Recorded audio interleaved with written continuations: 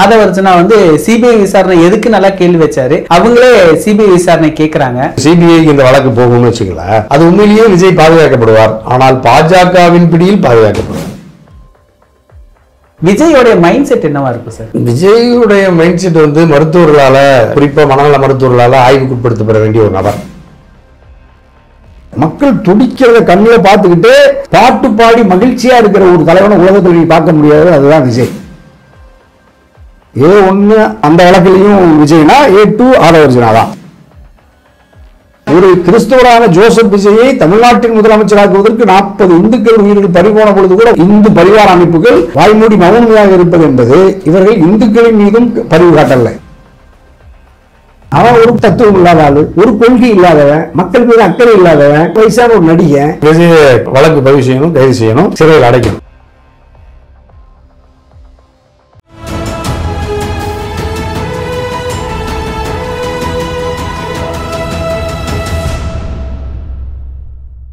தமிழ் நிறம் நேயர்களுக்கு வணக்கம். இன்று நம்மிடையே கொங்கு இளைஞர் பேரவை தலைவர் திரு தனியரசு அவர்கள் இணைந்துள்ளார். சார் வணக்கம். சார் வணக்கம். தமிழ் நிறத்துக்கு இளந்தரையனுக்கு வணக்கம். எப்படி இருக்கிறீங்க சார்? நலமா இருக்கு சார்.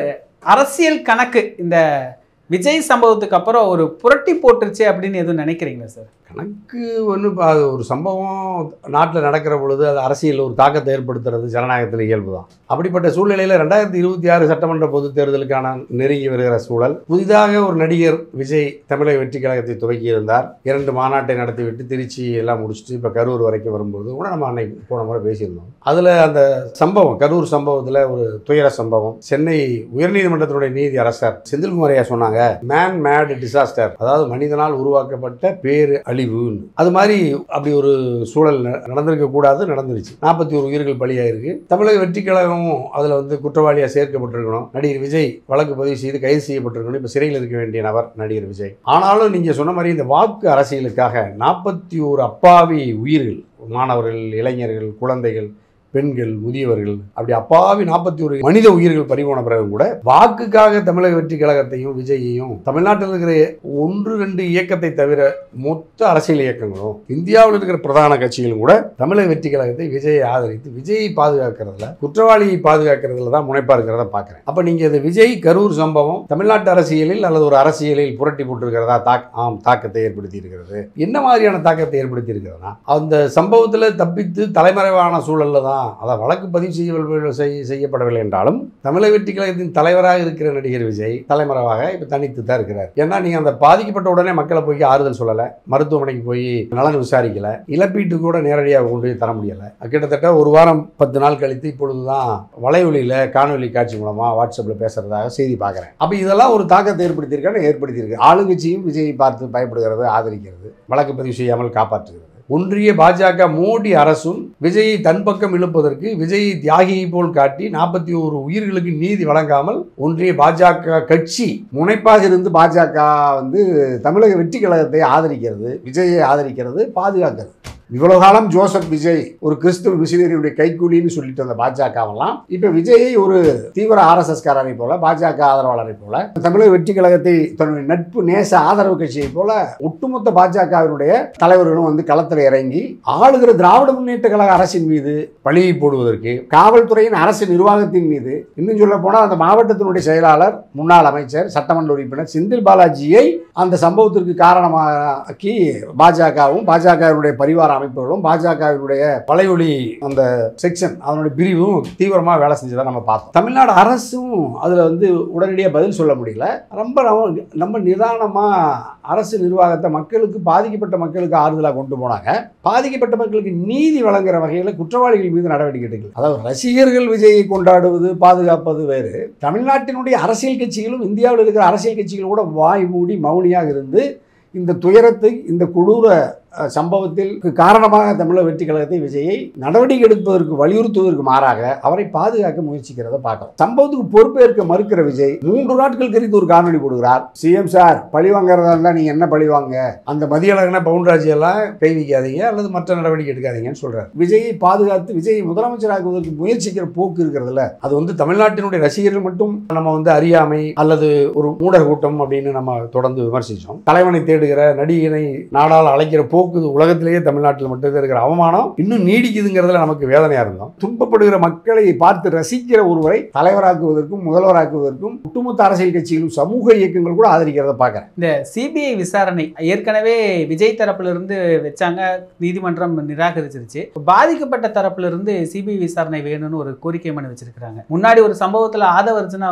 சிபிஐ விசாரணை எதுக்கு நல்லா கேள்வி வச்சாரு, அவங்களே சிபிஐ விசாரணை கேட்கறாங்க. நீங்க சொன்ன மாதிரி பாஜக தங்களை காப்பாத்துறதுக்கு வாய்ப்பு இருக்குங்கிறது தான் இதுக்கான நோக்கமா இருக்கு, எடுத்துக்கலாமா? இல்ல, அது ரெண்டு வகையில் இந்த விஜய் ஆதவ அர்ஜுனா என்ன பண்ணாங்கன்னா, தமிழ்நாட்டில் அல்லது இந்தியாவில் இருக்கிற எல்லா அரசியல் கட்சிகள் மீதும் தலைவர்கள் மீதும் வழக்கு இருக்கும். அந்த வழக்கின் மூலமாக அவர்கள் பாஜகவின் பிடியிலிருந்து தனித்து செயல்பட முடியாத சூழல் இருக்கு. இந்த சூழ்நிலையில் தமிழக வெற்றி கழகத்தை அவர் நினைக்கிறாரு இப்ப பாஜக நம்மளை பாதுகாக்கணும். அதாவது மத்திய குற்றப்புலனாய்வு அமைப்புக்கு சிபிஐ இந்த வழக்கு போகும்னு வச்சுக்கல, அது உண்மையிலேயே விஜய் பாதுகாக்கப்படுவார். ஆனால் பாஜகவின் பிடியில் பாதுகாக்கப்படுவார். பாஜக எந்த காலத்துக்கும் விஜயை தனித்து அவருடைய வாழ்நாள் முழுக்க இயங்க முடியாது. இந்த ஒரு சம்பவத்தை வைத்துக்கொண்டே அவர்களால் விஜயை கட்டுப்படுத்த முடியும். ஏற்கனவே பாஜகவின் கருவையாக பாஜகவின் கட்டுப்பாட்டில் பாஜகவின் உத்தரவின் பெயரில் கட்சியை துவக்கி அரசியல் நடத்துகிற விஜய், இவ்வளவு பெரிய சம்பவம் நடந்த பிறகும் அவருடைய கருவியாக இருக்கிற ஆயுதமாக இருக்கிற விஜயை ஓடோடி மத்திய உள்துறை அமித்ஷா, மோடி, அந்த பரிவாரங்கள் எல்லாம் ஆற தழுவி பத்திரமாக திருச்சி விமான நிலையம், அங்கிருந்து தனி விமான நிலையம் சென்னை, அங்கே அவருடைய வீட்டுக்கு மாளிகைக்கு போய் சேர்றாரு. இதெல்லாம் மத்திய உளவு பிரிவு, அரசு, மாநில அரசுடைய இணைஞ்சு இந்த பாதுகாப்பு நடத்தி முடிகிறாங்க. சிபிஐக்கு இது கைமாறிவிட்டால் எந்த காலத்துக்கும் விஜயால் அதிலிருந்து விடுபட முடியாது. விஜய்க்கும் அதை பற்றி ஒன்றும் கவலை இல்லை. இந்த கூட்டம் திமுகவின் மீது இந்த பழியை சுமத்தி சிபிஐ மத்திய குற்றப்புலனாய்வு பாஜகவின் அமைப்பு திமுகவையும் கட்டுப்படுத்துகிற போக்கு இருக்கு. அப்போ சிபிஐக்கு போகும்போது விஜய் கட்டுப்படுத்தப்படுவார், திமுக கட்டுப்படுத்தப்படும், குறிப்பாக செந்தில் பாலாஜியை கட்டுப்படுத்தப்படுவார் என்கிறதுனால ஒரு கால் திமுக இதில் அச்சப்படலாம். அப்படியே திமுக அதில் இருந்து இல்லை பரவாயில்ல நீங்களே நடத்திக்கின்னு சொன்னால் கூட திமுக ஹை கமாண்ட், அதில் ஸ்டாலினுக்கோ முதலமைச்சருக்கோ உதயநிதிக்கோ அது ஆபத்து வரப்போகிறதில்ல. மறுபடியும் செந்தில் பாலாஜிக்கு தான் அந்த ஆபத்து வரப்போகுது. மேற்கு மண்டலத்தில் திமுகவினுடைய வளர்ச்சியை அல்லது வெற்றியை தடுக்கிறதுக்கு செந்தில் பாலாஜியை அதில் இரையாக்க முடியும். 2, விஜயை வாழ்நாள் முழுக்க கட்டுப்படுத்த முடியும். ஆகவே பாஜகவின் விருப்பம் மத்திய சிபிஐக்கு மாற்றுவது தான் தமிழ்நாட்டு அரசியலுக்கு மிகப்பெரிய தீமை என்பதை நம்ம பொருத்தி பார்க்கணும். கரூர்ல பாதிக்கப்பட்ட மக்களை பார்க்கறதுக்காக அனுமதி கேட்டிருக்கிறாரு. அது எதுக்கு கேட்கிறாருன்னு புரிய மாட்டேங்குது. ஒருவேளை தீவிரமா களமாடுறதுக்கு முயற்சி பண்றாரா? நீங்க தீவிரமா நுணுக்கமா அரசியலை பார்க்கக்கூடியவங்க, விஜயோடைய மைண்ட் செட் என்னவா இருக்கு சார்? விஜயுடைய மைண்ட் செட் மருத்துவர்களால், குறிப்பாக மனநல மருத்துவர்களால் ஆய்வுக்குட்படுத்தப்பட வேண்டிய ஒரு நபர். அதாவது நீங்கள் ஒரு இயல்பாக ஒரு மனிதன் உங்கள் கட்சியில் பாதிக்கப்பட்ட ஒரு இறப்பு நிகழ்ந்த ஒரு ஒரு ஒரு படுபாதக செயல் நடந்து தன்னால் நடந்த ஒரு சம்பவத்தில் பாதிக்கப்பட்ட குடும்பத்தை, தன்னுடைய கட்சிக்காரர்களை அல்லது பொதுமக்களை பார்க்க போகிறீங்க. காவல்துறையினுடைய தலைவரை போய் நீங்கள் அதுக்கு மனு கொடுத்து பாதுகாப்புத்தோடு கேட்கறதே முதல்ல பெரும் பிழை, தவறு. ஒரு நபர், ஒரு கட்சி தலைவர், ஒவ்வொரு முறையும் நீங்கள் நம்ம தமிழ்நாட்டு அரசியலில், இந்திய நாட்டினுடைய அரசியலில் நம்ம பார்த்துட்டோம். ஒரு நபர் வெளியேறுகிற பொழுது ஒரு குற்றவாளியாக இருந்தால் மட்டும்தான் நீங்கள் காவல்துறையினுடைய அனுமதி வாங்குவாங்க. ஒரு சமூக விரோதியாக இருக்கலாம், வீட்டு சிறையில் இருக்கிறவங்களா இருக்கலாம், அதை நோட்டட் பர்சன் சொல்லுவாங்க, ரவுடி லிஸ்ட்டில் இருக்கிறவங்க, அதாவது சமூக விரோதிகள் எல்லாம் அப்படி நீங்கள் அரசு கண்காணிக்கும், காவல்துறை கண்காணிக்கும், அவங்கள்ட்ட சொல்லிட்டு போகணும். இன்று வரை வெளிவராத ஒரு விஜய் இப்போ எங்கே இருந்தாருன்னு யாருக்கும் தெரியாது. அவரால் எந்த சிக்கல் இல்லை. நீதிமன்றத்தில் எல்லாம் பல்வேறு நிபந்தனைகளோட மறுபடியும் இவர் அந்த குடும்பங்களை பார்க்க போறாருன்னா அது மொத்த ஊடகத்தினுடைய கவனத்தின் அல்லது மேற்பார்வையில் அல்லது அதனுடைய கண்காணிப்புல அவருடைய நகர்வு இருக்கு. இதை திட்டமிட்டே செயற்கையாக ஒருத்தனை, பலகீனமான ஒரு மனிதனை, ஒரு சாதாரண நடிகனை, ஒரு 50 வயது கடந்த ஒரு முதியவரை நீங்க ஒரு பெரிய இறை தூதரை போல அல்லது ஒரு அரிய வகை மனிதனை போல, அறிவு சமூகமே அப்படிப்பட்ட ஒரு தோற்றத்தை உருவாக்குது. அவர் உறங்குகிறார், அவர் கண் விழித்து விட்டார், பல் துளக்குகிறார், கார்ல ஏறாரு, கார் கதவை திறக்கிறது, விமான நிலையத்தில் ஏறாரு, விமானத்தில் இறங்குறார், இப்படியே காட்டிகிட்டே போவாங்க. அப்போ என்னாச்சு, மறுபடியும் மக்கள் அந்த இடத்துல குமிவாங்க. நான் சொல்கிறேன், நீ பார்க்க போகிற இந்த ஒரு வாரமாக நீ எங்கே இருந்த, எங்கே போனால் வந்தாலும் யாருக்கும் தெரியாது. அதே மாதிரி நீ அந்த குடும்பத்துக்கு போகிற, ஒவ்வொரு வீட்டில் போய் நீ சாதாரணமாக 2 வீலரில் போ, தனியரசே 2 வீலரில் வர்ற, தனியரசை விட நீ ஒன்றும் பெரிய ஆள் கிடையாது. விஜய் பெரிய பெரிய மகான்கள், பெரிய அறிவுஜீவிகள், அப்துல் கலாம் ஐயாவே தனியாக பிரசிடென்ட், குடியரசுத் தலைவர் பொறுப்பிலிருந்து பதவி ஓய்வு பெற்ற பிறகு மிக இலகுவாக ஒரு காரில் போகிறார். அப்போ நான் ஒரு காரில் ஒரு 800 போகிறேன், அங்கே போய் ஒரு இருசக்கர வாகனத்தில் போகிறேன். ஐயா நான் தான் விஜய் வந்திருக்கேன், நீங்கள் மாதிரி இந்த மாதிரி குடும்பத்தில் இறந்துட்டாங்க, மன்னிச்சுங்க, நான் அது விரும்பி செய்யலை, தெரியாமல் நடந்துருச்சு, உங்களுடைய இழப்பு ஈடு செய்ய முடியாத இழப்பு, வருத்தம் தெரிவிக்கிறேன், மன்னிச்சுங்க, வேறு என்ன நான் உதவி ஏற்கனவே தந்திருக்கிறோம், இன்னும் கூடுதலாக நான் என்னைக்கும் உங்களுக்கு நாங்கள் துணையாக இருப்போம், ஆமாம் நன்றி, இரங்கல் தெரிவிச்சுக்கிறியான்னு சொல்லிட்டு வந்தால் ஒவ்வொரு வீடாக 1 மணி நேரத்தில் பார்த்துட முடியும். ஆனால் நீ என்ன செய்கிற, இப்போ உன்னுடைய நகர நகர்வு காட்சியாக இருக்கணும், லைவில் இருக்கணும்னு நினைக்கிறீங்களா? இந்த சதி தான், இந்த சூழ்ச்சி. அப்போ நீங்கள் ஒரு மனிதன் வெளியே வர்றானாலே சமூகத்தில் பதட்டம் ஏற்படுது, மனிதர்கள் உயிருக்கு இழப்பு ஏற்படும்னா அவன் அபாயகரமான மனிதனாக நீங்கள் பட்டியலிட்டு அவனை வீட்டு சிறையில் வைக்கணும், அல்லது சிறைப்படுத்தணும், அல்லது நீங்கள் வெளியே நடமாட அனுமதிக்க கூடாது. டிஜிபியிடம் கரூர் செல்வதற்கு அனுமதி கேட்டிருப்பதிலும் உள்நோக்கம், சதி, சூழ்ச்சி, அரசியல் இருக்கிறது என்பதை தனியரசு பதிவு செய்யும். எச் ராஜா அவர்கள் இறையாண்மைக்கு எதிராக பெரிய அளவில் பொங்குவார். இந்த ஆதவர்ஜனா ஒரு ட்விட்டு போட்டிருந்தாரு, அப்புறம் டிலைட் பண்ணார். நேபாள புரட்சி, இளைஞர் புரட்சின்னெல்லாம் அந்த விஷயத்தில் அவர் எதுவும் கருத்து சொல்ல, விஜயை கூட அவர் என்ன பெருசா தப்பு செஞ்சுட்டாரு அப்படின்னு பேசுறாரு. இது எப்படி பாக்குறீங்க? ஏற்கனவே ஹஜ்ராஜ் ஐயா வந்து ஜோசப் விஜய் ஒரு கிறிஸ்துவ மிஷனரியுடைய கைக்கூலின்னு சொன்னவர், இப்போ அவர் பெரிய தியாகி மாதிரி காட்டி திமுகவை எதிரியாக காட்டுறாரு. அதே மாதிரி ஆதவர்ஜனா வந்து பெரிய புரட்சி, அதாவது சட்டத்துக்கு விரோதமான கிளர்ச்சி நடக்கிறதெல்லாம் வந்து ஜனநாயக நாட்டில் ஏற்புடையதல்ல. அது வந்து இலங்கையில் நடந்துச்சு. அது ஒரு ஒழுங்கான ஜனநாயக முறை இல்லாத நாடு. தனி விமானத்தில் தமிழ்நாடு அரசு ஒரு வழக்கு பதிவு செய்யுது, அதுலேயும் பொம்மையா ஒரு வழக்கு பதிவு செய்யுது. தமிழ்நாடு அரசு கைது செய்யலை. நீதிமன்றமே ஏன் கைது செய்யலன்னு கேட்குது. இன்னைக்கு வரைக்கும் கைது செய்யல. பழி சுமத்தி குற்றத்தில் ஈடுபட்ட அந்த கூட்டம் இருக்குல்ல, ஏன்னா நீங்க தண்ணி பாட்டல் வீசுறாரு, ஆதவர்ஜனா சொல்லித்தான் போடுறாரு. மேலே இருந்து துடித்து மக்கள் சாகிற பொழுது பாட்டிலுக்கு 10 ரூபா பாலாஜின்னு ரைமிங்கில் பாடுறாரு. மக்கள் துடிக்கிறத கண்ணில் பார்த்துக்கிட்டே பாட்டு பாடி மகிழ்ச்சியாக இருக்கிற ஒரு தலைவனை உலகத்தில் நீ பார்க்க முடியாது. அதுதான் விஜய். மக்கள் என்ன நினைக்கிறாங்கன்னா, விஜய் ஒரு பெரிய சூப்பர் பவர் மேன், ராணுவத்தை அடிப்பார், 1000 பேர் வேணாலும் அடிப்பார், தமிழ்நாட்டில் இருக்கிற எல்லா ரவுடியிலும் ஒரு இடத்துல வந்து ரவுடியிலே இல்லாமல் எல்லாம் சினிமா படத்தில் எடுத்திருப்பார். மேலே நிற்கிறாரு, கீழே உயிருக்கு மக்கள் போராடுறாங்க. தன்னை நம்பி வந்தவங்க இளைஞர்கள், குழந்தைகள், மாணவர்கள், பெண்கள். அப்போ அதை வந்து ஓடோடி வந்து காப்பாற்றுவார்னு பார்த்தா இவர் கீழே இறங்கி வரல, காப்பாற்றலை. அதற்கு மாறா தண்ணி கேட்குறாங்க, 1 பாட்டில் 2 பாட்டில் வீசுகிறாங்க. அதில் ஆதவர்ஜனாவும் கோ அக்யூஸ்டு தான். A1 அந்த வழக்கிலையும் விஜய்னா, A2 ஆதவர்ஜனா தான். ஆதவர்ஜனா அதோட நிறுத்தாமல் இந்த புரட்சியும் வேற கம்பேர் பண்ணுறாரு. அப்போ ஹெச்ராஜாவுடைய பார்வை அல்லது பாஜக இந்துத்துவ பார்வை திமுக அரசுக்கு எதிராக அப்படிங்கிற அளவில் ஆதவையும் பாதுகாக்கிறாங்க, விஜயை பாதுகாக்கிறாங்க, தமிழக வெற்றி கழகத்தை பாதுகாக்கிறாங்க. ஒரு காலத்தில் முழுமையாக சிபிஐக்கு மாறுமானால் முழு கட்டுப்பாட்டில் அவர்கள் வாழ்நாள் எல்லாம் பாஜகவின் கஸ்டடியில் எடப்பாடியை போல, அதிமுகவின் இதர ஆளுமைகளைப் போல தமிழக வெற்றி கழகத்தையும் தன் கட்டுப்பாட்டில் ஒரு துணை பரிவார அமைப்பாக அவர்கள் பயன்படுத்துவார்கள்.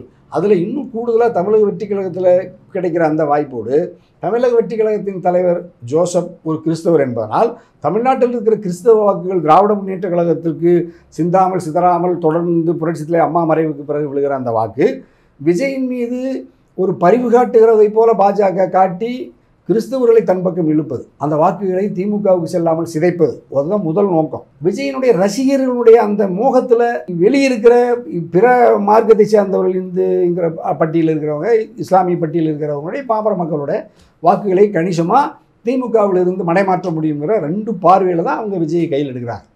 அதனால் அது பெரிய திமுகவை சிதைப்பதற்கு விஜய் ஒரு கருவியாக பாஜக பயன்படுத்துகிறது. அதில் தான் அவங்க விஜயை இயக்குகிற 2வது நிலையிலிருந்து இந்த எல்லா குற்றச்சம்பவங்களுக்கும் விஜயை கருவியாக பயன்படுத்துவதற்கு ஆதவர்ஜனாவும் கூடவே இருந்து அதை பராமரிக்கிறார், அதை செயல்படுத்துகிறார் என்பதனால் தமிழக வெற்றி கழகத்தை அல்லது விஜயை பாதுகாப்பதற்கு ஆதவர்ஜனாவை காவலாளியாக வைத்திருக்கிறார்கள். ஆதவர்ஜனாவுடைய அந்த சமூக வலைதள பதிவு சட்டத்திற்கு தேசத்துக்கு விரோதமானது என்றாலும், நாட்டுக்கு இறையாண்மைக்கு அச்சுறுத்தல் என்றாலும் கைது செய்யாமல் நடவடிக்கை எடுக்காமல் அதை பாதுகாக்கிறது ஹெச்ராஜா அல்லது பரிவாரத்தினுடைய அமைப்புகள் எல்லாமே இந்துத்துவ அமைப்புகள். இன்னும் சொல்ல போனால் ஒரு கிறிஸ்துவரான ஜோசப் விஜயை தமிழ்நாட்டின் முதலமைச்சராக்குவதற்கு 40 இந்துக்கள் உயிர்கள் பறிபோன பொழுது கூட இந்து பரிவார அமைப்புகள் வாய்மூடி மௌனமையாக இருப்பது என்பது இவர்கள் இந்துக்களின் மீதும் பரிவு காட்டல. தமிழ் அல்லது தமிழ் உணர்வு மொழி இனம் பேசுறவங்க, தமிழர் இறந்துட்டாருன்னு தமிழ் தேசியம் பேசுறவங்களும் களத்துக்கு யாரும் அல்ல. அவர்களும் ஜோசப் விஜய்ங்கிற தமிழ்நாட்டை சாராத ஒரு நடிகர், ஒரு விஜய் தமிழ்நாட்டை ஆள வேண்டும் என்று கருதுகிறார்.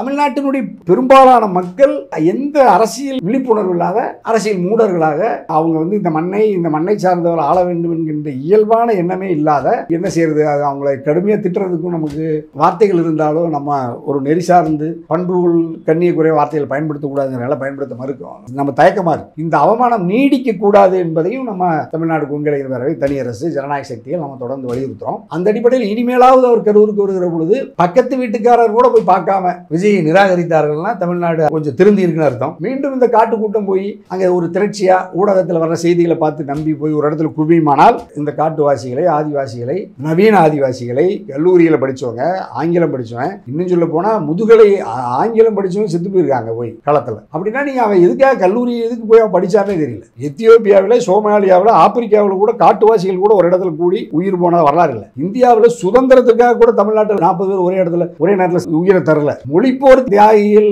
இந்தி எதிர்ப்பு, தமிழ் வாழ்கன்னு கூட 40 பேர் ஒரு இடத்துல மரணிக்கவே இல்லை. பொது உடைமை இயக்கங்கள், பாட்டாளி இயக்கங்கள், சாதியவன் கொடுமைகளுக்கு எதிராக, தீண்டாமைக்கு எதிராக கூட நடந்த பல போராட்டங்களில் கூட 40 பேர் ஒரு இடத்துல மரணிக்கவே இல்லை. ஆனால் சாதாரண ஒரு நடிகரை பார்க்க போய் 40 பேர் செத்த அவமானம் இருக்குல்ல.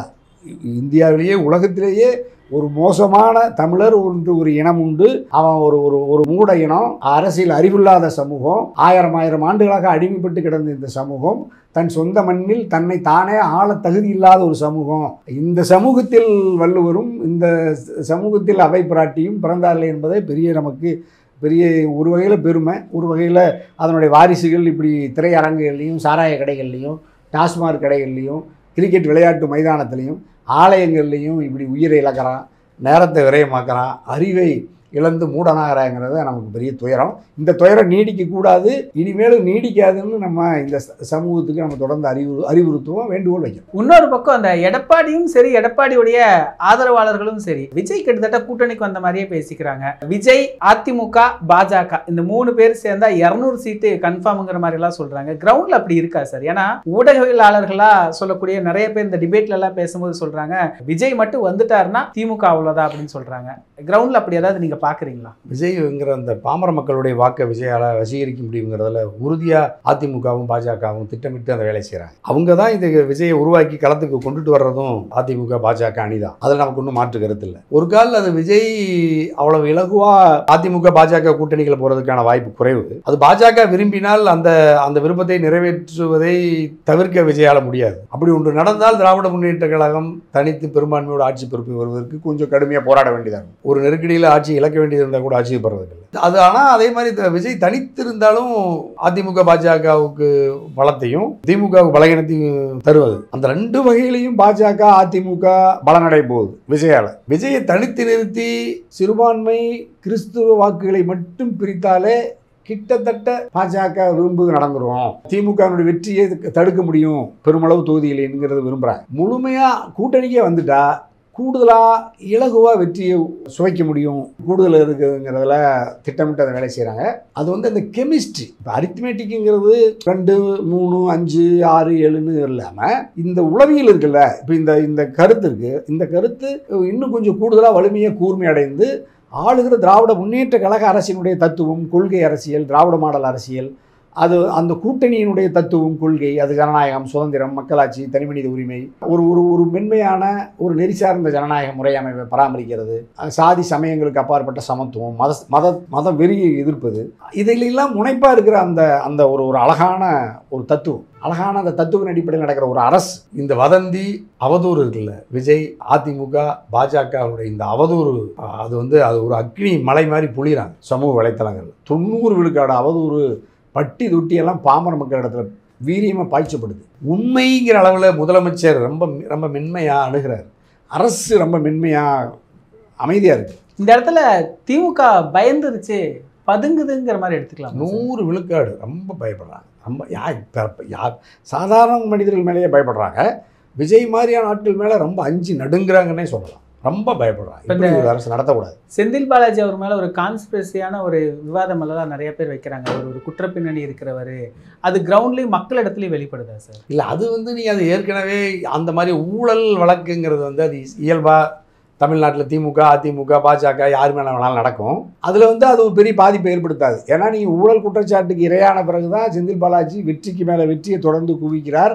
நான் அறிந்த வகையில் தமிழ்நாட்டில் அதிமுக திமுகவில் இருக்கிற எல்லா அமைச்சர்களும் தொடர்ந்து வெற்றி வர்றாங்க. அந்த தொகுதியில் சட்டமன்ற உறுப்பினர்களானா ஊழல் வழக்குகள் வெற்றிக்கு துணை நிற்குமே அல்லாமல் வெற்றியை பாதிக்காது. ஒருவர் ஊழல் பணத்தை குவித்து வைத்திருக்கிறாருன்னா தமிழ்நாட்டு மக்களை நான் எப்படி மூடர்கள் சொல்கிறேனோ, ஒரு அறியாமையில் இருக்கிற பாமர அல்லது நேர்மைக்கு உண்மைக்கு ஆதரிக்காமல் ஊழலுக்கும் நேர்மையற்ற நிலைக்கும் இந்த மாதிரி நடிகர்களுக்கும் துணை போகிற இந்த விசித்திரமான மனிதர்கள் கூட்டம் இருக்கிற தமிழ்நாட்டில் ஊழல் குற்றச்சாட்டுக்கு இரையானவர்களை தொடர்ந்து அதிகப்படியான வாக்குகளை வெற்றி வர செய்வதும் தமிழ்நாட்டில் வாக்காளர்களுக்கு மகிழ்ச்சியாக வாய்ப்பளிப்பாங்க. அந்த வகையில் செந்தில் பாலாஜிக்கு அந்த வெற்றி வாய்ப்பு பாதிக்காது. அவர் மீது வேற வழக்குனா கூட தோற்றுருவாங்க. ஊழல் வழக்குனா மக்கள் ரசித்து அந்த ஊழல் செய்கிறவரை மறுபடியும் தேர்ந்தெடுத்து அந்த அமைச்சராக்கி ஊழல் செய்கிறதுக்கு மக்களே ஊக்கப்படுத்துவாங்க. அந்த வகையில் செந்தில் பாலாஜியை அந்த ஊழல் வழக்கு பாதிக்காது, அது பெரிய அளவில் கட்டுப்படுத்தாது. ஏன்னா நீங்கள் அம்மா சிறைக்கு போனவங்க ஆர்கே நகரில் பெரும்பாலான வாக்குகள் வித்தியாசத்தில் வெற்றி பெறாங்க. செந்தில் பாலாஜி மீது அந்த வழக்கு கடுமையான வந்த பொழுது தான் தொடர்ந்து பெருமளவு வெற்றி பெறாரு. ஆகவே இந்த ஊழல் வழக்கு அல்லது இந்த இந்த சதி கோட்பாடுங்கிற அந்த சாயல் இந்த 41 உயிர்கள்ங்கிற அளவில் சென்டிமெண்ட்டாக வாக்காளர்களை பாதிக்கலாம். ஆனால் ஊழல் வழக்கு பாதிக்காது. ஆனால் இந்த வழக்கில் சிபிஐ ஏதாவது ஒரு வகையில் பாமர மக்களை மடைமாற்ற முடியும்னு நான் நம்புகிறேன். ஏன்னா அந்த பாஜகவினுடைய அந்த ஆயுதம் இருக்குல்ல, அந்த அவதூறு பிரச்சாரம் ரொம்ப வலிமையானது. இந்த கரூர் சம்பவத்தை காட்டி கூட அவங்களால மிக இலகுவாக அப்பாவி பாமர மக்களின் வாக்குகளை திமுகவுக்கு பாரம்பரியமாக இயல்பாக நேர்மையாக அரசியல் நேர்மையான தேர்தல் வழியில் திமுக இலகுவாக வெற்றி பெறும் இப்போ இருக்கிற சூழ்நிலையில். ஆனால் சூழ்நிலை மாறி விஜய் அதிமுக பாஜகனா அது இன்னும் பெரிய அளவில் அந்த கூட்டணிக்கு ஆட்கள் போய் சேருவாங்க. இப்போ விஜய் சேர்ந்துட்டாலே நீங்கள் திமுகவில் இருக்கிற அணியில் இருக்கிறவங்க கூட ஒன்று நாங்கள் எத்தனைக்க கூடும். அது பெரிய அளவில் திமுகவை பாதிக்கும், வேகமாக பாதிக்கும். திமுக தான் பின்னணி அப்படின்னு சோசியல் மீடியாவில் ஒரு பரவலாக பேசப்பட்டிருந்தது. நீங்கள் அந்த கொங்கு பெல்ட் பகுதியை சார்ந்தவர், மக்கள் கிரவுண்டில் மக்கள் அதை அப்படி பேசிக்கிறாங்களா சார்? கிரவுண்டில் பேசிக்கல, ஆனால் அந்த மக்களுக்கு நல்லா தெரியும். அங்கே திராவிட முன்னேற்ற கழகத்தினுடைய சதியோ அவர்களுக்கு அந்த விருப்பமோ இல்லவே இல்லை, 100 விழுக்காடு இல்லை. ஆனால் அந்த தாவேகா மாவட்ட செயலாளர் மதியழகனுடைய மனைவி ராணி பேசுகிறாங்க, குண்டர்கள் உள்ளே வந்தாங்க, கத்தியில் குத்துனாங்க, மயக்க ஸ்ப்ரே அடித்தாங்க, அது சமூக விரோதிகள் ஊடுருவி திட்டமிட்டு தான் இந்த கலவரம் நடந்துச்சுன்னு சொல்கிறாங்க. அண்ணாமலை கிட்ட பாரதிய ஜனதா கட்சியினுடைய நாடாளுமன்ற குழுவில் ஹேமா மாலினியம்மா வர்றாங்க. ஆங்கிலத்தில் அண்ணாமலை மொழிபெயர்க்கிறாரு. ஒரு கருப்பாக ஒரு அம்மா அங்கே பேட்டி கொடுக்குறாங்க. ஒரு இடத்துல இருந்து கத்தியெல்லாம் வச்சுருந்தாங்க அப்படின்னு அந்த அம்மா சொல்லுது. அதை அந்த குழுவுக்கு இவர் டிரான்ஸ்லேட் பண்ணுறாரு. அப்படின்னா நீங்கள் அந்த மக்கள்ங்கிறத விட அந்த கூட்டத்துக்குள்ளே இருந்த மாதிரியும் பாதிக்கப்பட்டவனும் தாவேக்காரன் அந்த சொல்கிற அந்த அப்பாவிகள்கிட்ட அந்த செய்தி இவங்க யாரை முதல்ல சொல்லிட்டாங்க. அந்த அம்மாவுக்கு அப்படி தெரியாது. குண்டர்கள் வந்தாங்க, ஸ்ப்ரே அடித்தாங்கனால அந்த புள்ள சொல்லுது. ஆனால் அது கோடிக்கணக்கான சமூக வலைத்தளங்களில் உள்ள ஒவ்வொரு செல்லுலையும் ஒவ்வொரு வீட்லேயும் இருக்குது. ஆகவே அது பெரும்பாலும் அந்த குடும்பம் அப்படி தான் பார்க்குது. அது திமுக, காவல்துறை, அரசாங்கம், செந்தில் பாலாஜி திட்டமிட்டு விஜயை முடக்குவதற்கு, தமிழக வெற்றி கழகத்தை முடக்குவதற்கு நடந்த சதி என்று பாஜக அதிமுக சதிவலை பிரச்சாரம். தாவேகாவை பாதுகாத்து திமுகவை இதில் சேதப்படுத்தி இருக்குங்கிறதுல எல்லாம் எந்த மாற்று கருத்து இல்லை. திமுக அப்படி இல்லைன்னு அவங்க விரும்பினா அது எனக்கு தெரியாது. ஆனால் அது பெரிய சேதத்தை ஏற்படுத்தி இருக்கு. நானே பல பேர்கிட்ட வாதாடி போராடி அந்த பிரச்சாரத்தை தடுத்து நிறுத்தியிருக்கிறேன். அப்பாவி கிராமத்தில் இருக்கிறவங்க கூட அரசுக்கு எதிரான செய்தியை பரப்புறதில் தான் குறியாக இருந்தான். என் கட்சியை சேர்ந்த 25 ஆண்டுகள் என் அமைப்பில் இருந்தவனே அரசுக்கு எதிராக விஜய் காப்பாற்றுகிற கண்டனத்தை பதிவு செய்கிறதுக்கு எத்தனைச்சான். நான் தான் கடுமையாக கண்டித்து சமூக வலைத்தளத்தில் அவனை ஒழுங்குபடுத்தி விஜய் மீது நடவடிக்கை எடுக்க சொல்லி அரசுக்கு இதில் தொடர்பு இல்லைன்னு சொல்லி தான் அவனை திருத்த முடியுது. அப்படின்னா அந்த செய்தி எந்த அளவுக்கு ரீச் ஆகிருக்குன்னா, பெரிய அளவில் அரசு தான் திட்டமிட்டதை பண்ணிச்சு, காவல்துறை பண்ணிச்சுன்னு தொலைக்காட்சி போடுறாங்க, சமூக வலைத்தளங்கள் இல்லை. ஒரு பிரதான தொலைக்காட்சியை நள்ளிரவு 12 மணிக்கு பார்க்குறேன். அந்த செய்தி போடுறது, அதாவது கலவரத்திற்கு காரணம், உயிரிழப்புக்கு காரணம் காவல்துறையா, காவல்துறையான்னு போடுறாங்க. பொட்டை எழுத்துல நிர்வாகத்திற்கு நானே ஃபோன் பண்ணி கேட்குறேன், அரசாங்கம் இங்கே என்ன அரசாங்கம் நடக்குதுன்னே தெரியல. இவ்வளவு பெரிய ஒரு பெரிய ஒரு பதட்டமான சூழலில் சர்வசாதாரணமாக அந்த சம்பவத்துக்கு ஆம்புலன்ஸும் காவல்துறையும் காரணம் தடியடி நடத்திச்சிட்டாங்களெல்லாம் போடுறாங்க. பதில் சொல்கிறதுக்கே ஆள் இல்லை. அந்தளவுக்கு திமுக அணியில் இருக்கிற கட்சிகளும் வாய் மூடி கிடக்கு, திமுகவே வாய் மூடி கிடக்கு. முதலமைச்சரே செயலிழந்து கிடக்கிறாருன்னா கூட்டணி கட்சி தலைவர்கள் அதை விட செயலிழந்து கிடக்கிறாங்க. கம்யூனிஸ்ட்டுகள்லாம் இப்போ மனித உரிமைகள் பேசுகிற கம்யூனிஸ்ட்டுகள் இது குறித்து கருத்தே சொல்லலை. விஜய் மேல் நடவடிக்கை எடுக்கணும், தமிழக வெற்றி கழகத்து மேல் நடவடிக்கை எடுக்கணும், ஒரு கட்சி வேலை செய்யலை. ஒரு வாரம் நான் கற்றுனதுக்கப்புறம் திரும்ப ஓரளவுக்கு பண்ணார். அப்புறம் மறுபடியும் அவர் இப்போ 2 நாளாக பார்க்குற மறுபடியும் ரிவர்ஸ் ஆகிறார். அது என்ன செய்கிறது? அதுதான் இப்போ இங்கே இருக்கிற சூழல். முழுக்க வாக்கு அரசியல், ஏழைகளுக்கான அரசியல் இங்கே நீதி இல்லை. இந்த போலி ஜனநாயகம் தான் இங்கே வலிமையாக இருக்குது. இப்போ நம்மளை மாதிரி உண்மையான ஜனநாயகம், பாதிக்கப்பட்ட மக்கள் ஏழைகளாக இருந்தாலும் அறியாமையில் இருந்தாலும் அவங்கள பாதுகாக்கிற பொறுப்பு கடமை இருக்குதுன்னு நான் நினைக்கல. அப்பாவி மக்கள் விஜய்க்கு இரையாகலாம். தமிழ்நாட்டில் இருக்கிற அரசியல் கட்சிகளெல்லாம் விஜயை தோளில் சுமந்து கொண்டு அடுத்த முதலமைச்சர்னு சொன்னால், முதலமைச்சர் திமுக தலைவர், எதிர்க்கட்சி தலைவர் அதிமுக தலைவர், தேசிய அளவில் காங்கிரஸ் எதிர்க்கட்சி தலைவர் ராகுல், ஆளுங்கட்சி பாஜக மோடி, 4 பேர் ஒரே பல்லக்கில் விஜய் உட்கார வச்சு தூக்கிட்டு வர்றாங்கல்ல ஒரு அக்யூஸ்டை, ஒரு குற்றவாளியை. இந்த குடும்பம் உலகத்தில் நம்ம எங்கேயுமே பார்க்கல. இந்த பேர் அதிசயம் இந்த சம்பவத்தில் தான் நான் பார்க்குறேன். அப்படின்னா நீங்கள் எல்லா அரசியல் கட்சிகளும் சேர்ந்து விஜயை தூக்கி சுமந்து கொண்டு அஞ்சு விரலை சூப்பிக்கிட்டு வந்தீங்கன்னா, காவல்துறையெல்லாம் அஞ்சு நடுங்குதுன்னா, இந்திய நாட்டினுடைய இராணுவம் காவல்துறை எல்லாம் விஜய்க்கு பரிவார வேலை செய்கிறது. விஜய் ஆயுத பூஜை பண்ணிட்டு காவடியில் வச்சு தூக்கிட்டு வந்தீங்கன்னா பல்லக்கில், அப்புறம் அவன் முதலமைச்சர் ஆகாமல் பிரதமர் ஆகாமல் என்ன செய்வான்? ஏன் இவன் எல்லாம் சேர்ந்து அவனை ஆக்கணுங்கிறான்னா, அவன் ஒரு தத்துவம் இல்லாத ஆள், ஒரு கொள்கை இல்லாதவன், மக்கள் மீது அக்கறை இல்லாதவன், ஒரு சாதாரண வயசான ஒரு நடிகன். அவனை கொண்டுட்டு வந்து பொம்மையை கோர வச்சுட்டா இந்த நாட்டில் அதில் இன்னும் அவங்களுக்கு ஒரு மகிழ்ச்சி, அதில் அந்த விருப்பத்தை அவங்க நிறைவேற்றுவதற்கு முயற்சிக்கிறாங்க. ஒரு அறிவு சார்ந்த தாய் தமிழ் சமூகம், தமிழ்நாட்டில் இருக்கிற 8 கோடி மக்கள், 6.5 கோடி வாக்காளர்கள் இந்த சதியை முறியடித்து ஒரு நேர்மையான ஜனநாயக அரசியலை, நாட்டினுடைய ஏற்கனவே இயற்றப்பட்டிருக்கிற சட்டத்தை நம்ம பாதுகாக்கணும். ஜனநாயகம், மக்களாட்சி, பாராளுமன்ற ஜனநாயகம், தமிழ்நாட்டினுடைய சட்டமன்ற இறைமை, தமிழ் இனம், மொழி, நிலம், தனிமனித உரிமை, 41 உயிர்களுக்கு நீதி, இதில் நம்ம உறுதியாக இருக்கணும். அந்த அளவில் இனி தமிழ்நாட்டு மக்கள் ஏமாற மாட்டாங்கன்னு நான் நினைக்கிறேன். ஏமாறக்கூடாதுன்னு நம்முடைய தமிழ் நிலத்தின் வழியாக வேண்டுகோள் வைக்கிறேன். இப்போவும் நான் சொல்கிறேன், 41 உயிர்களுக்கு காரணமாக இருந்த தமிழக வெற்றி கழகத்தை தடை செய்யணும், அலுவலகத்தை பண்ணணும், அந்த பேருந்தை பறிமுதல் செய்யணும், விஜய வழக்கு பதிவு செய்யணும், கைது செய்யணும், சிறையில் அடைக்கணும். அதுதான் நமக்கான அந்த 41 உயிர்களுக்கான நீதி. அதை நம்ம தொடர்ந்து நம்ம எந்த சூழ்நிலையிலையும் நம்ம அதில் நம்ம குரலை பதிவு செய்யும். நிகழ்கால அரசியல் குறித்து பல தகவல்களை பகிர்ந்து கொண்டதுக்கு நன்றிங்க. மிக்க மகிழ்ச்சி. தமிழர்களுக்கு வணக்கம். இதே போன்று நிகழ்கால அரசியலின் சாரம்சங்களை அரசியல் ஆளுமைகளின் நேர்காணல் வழியே தொடர்ந்து காண தமிழ் நிறம் வலையொலியை சப்ஸ்கிரைப் செய்யுங்கள். தங்களின் மேலான கருத்துக்களை கருத்துளை பெட்டியில் பதிவிடுங்கள். நன்றி, வணக்கம்.